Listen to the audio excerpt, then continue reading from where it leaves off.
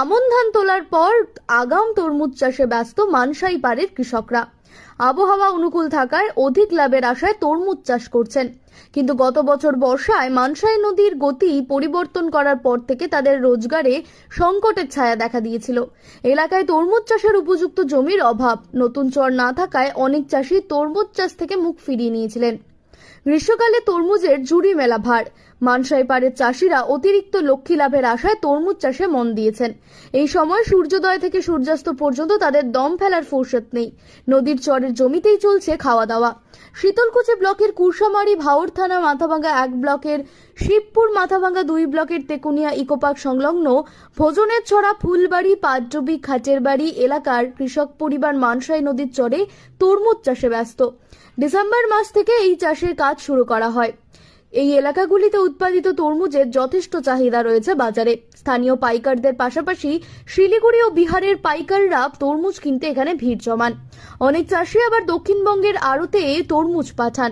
চাষি অনন্ত বিশ্বাস বলেন, বাজারে যা তরমুজ যত আগে উঠবে তার লাভ তত বেশি, তাই আগে ভাগেই তরমুজ চাষ করছি। তবে এবছর বীজ ও সারের দাম একটু বেশি।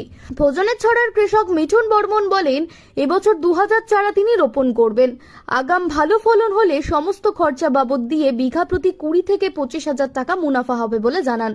এখন বালুর চরের কেউ বীজ রোপণ করছে, আবার কেউ কাটাই অর্থাৎ গাছের চারিদিকে গোবর সার প্রয়োগের কাজ চলছে। মানসাই পাড়ের চাষিরা শুধু ধুধু বালু চরে লক্ষ্মী লাভের আশায় তরমুজ চাষে হাড় ভাঙা পরিশ্রমে ব্যস্ত। কি করছেন এসব? আমরা তরমুজ চাষ করতেছি, তরমুজের বীজ লাগাবো আর কি। ওর জন্য খালা করা হচ্ছে, গোবর রাসায়নিক সার মিশিয়ে আমরা খালাটা করে ভিতরে দিচ্ছি রাসায়নিকটা, গোবরটা দিয়ে তারপরে আমরা এটার উপরে বীজ লাগাবো, তারপরে এটা বীজের থেকে ফল হবে আর কি, তরমুজ হবে। কতদিন ধরে এই নদীর চরে তরমুজ চাষ করেন আপনারা? আমরা বিগত আমাদের বাপ ঠাকুরদা যে আছে, বাপ ঠাকুরদার আমল থেকে আমরা চাষ করে আসতেছি।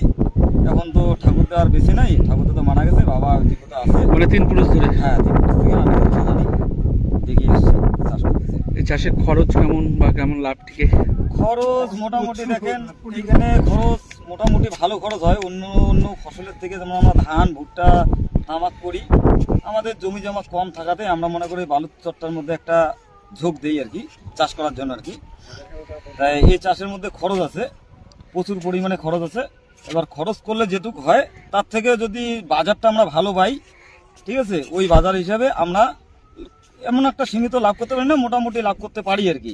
কিন্তু সেটা যদি আমাদের রোজা মাস যদি আসে আর কি সামনে, ঠিক আছে, তাহলে আমরা একটু ভালো বাজার পাই। আর যদি রোজাটা